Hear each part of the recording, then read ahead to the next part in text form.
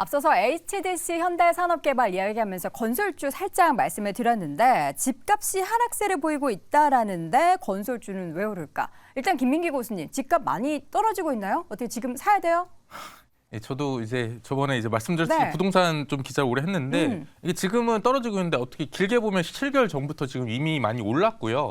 그래서 뭐 전고점 대비 한 90% 수준까지 오르고 있고 네. 이게 최근에 좀 꺾이면서 하락세가 나오고 있습니다. 그래서 좀 떨어지고 있는데 결국에는 뭐 이렇게 건설주가 오르는 것은 금리 인하 기대감입니다. 그거 말고 뭐 이렇게 호재가 딱히 있는 건 아니고요. 네. 오히려 지금 서울 같은 경우는 조금 재건축 재개발이나 정비 사업에 어려움이 좀 있고 그래서 그리고 또 이 호재 하면 또 총선 앞에 이제 또 건설주들이 호재가 좀 나오거든요. 근데 지금 이번 총선 같은 경우는 지금쯤 되면 어느 정도 좀 그림이 나와야 돼요. 그래서 네. 뭐 어디를 개발하겠다, 뭐 교통을 뚫겠다, 건설하겠다 얘기가 나와야 되는데 그런 게 좀 보이질 않는 상황에서 아무래도 뭐 금리 인하 기대감이 주 원인이 아닐까 이렇게 보고 있습니다.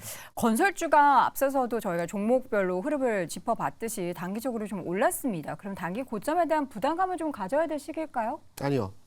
금리 인하 말씀하셨는데 건설주는 금리 인하에 대한 최대 영향을 받는 업종이고요. 네. 어제 채권 시장에서 주요한 의미에서의 거래가 있었습니다. 어떤 거래요? 장 마감 근처에서 외국인 투자자들이 채권 선물 시장에서 한 16,000계약을 3년물을 매수를 했거든요. 10년물을 한 5,000개 매수했습니다. 16,000개가 어느 정도 규모이냐면 하루 거래량 외국인이 매매하는 거래가 한 25,000개에서 3만 개입니다. 장 마감 근처에서 16,000개를 매수했다는 것은 외국인들의 뷰가 금리 하락으로의 배팅을 했다는 거거든요. 금액으로 따져도 이게 한 2천억, 2조 정도 되는 금액입니다. 네. 채권 선물 시장에서 흐름에 외국인 전환이 됐다는 첫 번째 주요한 금리 인하에 대한 부분, 건설주가 가장 수혜를 받기 때문에. 그리고 두 번째는 워렌 버핏이 지난 9월에 1조 원 규모에 대해서 주택건설 업체에 대해서 투자를 했죠. 그리고 미국 시장에서 최근에 가장 그 주가 움직임이 좋은 종목을 따져보라고 한다면 여러 종목이 있겠지만 주택 건설을 하고 있는 기업이 최근 주가가 가장 좋습니다.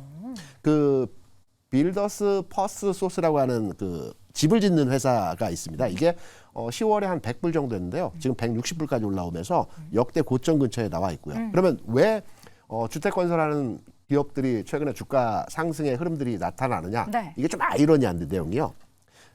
기존의 주택을 이제 대출을 받아서 샀던 사람들은 기존에 싼 금리로 대출을 받았기 때문에 그쵸. 집을 팔거나 이사할 수가 없다랍니다. 그래서 신규 주택 수요자들은 새 건물에 대해서 지어야 되기 때문에 네. 신규 주택 수요가 늘어나기 때문에 이 주택 관련주들이 움직인다라고 하더라고요. 그래서 건설주들은 단기간의 흐름보다는 좀 내년까지 흐름을 봐서 긍정적으로 판단하는 지점에서의 상황이다.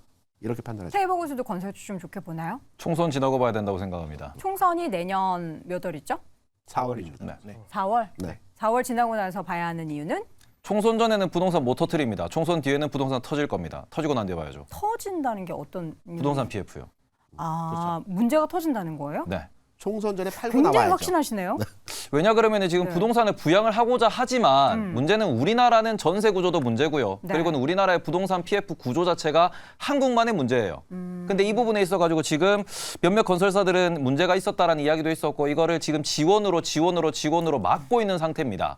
이걸 언제까지 막을 수 있을지는 지켜봐야 되는 부분이기 때문에 그 부분에 있어가지고 앞서서도 뭐 현대건설 아니면 HDC도 마찬가지고 GS건설 같은 경우는 최근에 반등이 좋아요. 네. DL도 마찬가지고 여기는 공통적으로 딱 하나만 까보시면 됩니다. 뭐요? 1년 전, 2년 전에 있던 그 재무제표와 최근 발표되는 재무제표 올해 12월에 발표될 사업보고서 보셔가지고 1년 동안 이자 비용 얼마나 증가했느냐 까보시면은 우량한 건설사는 한 2배 정도 늘어났을 거고요.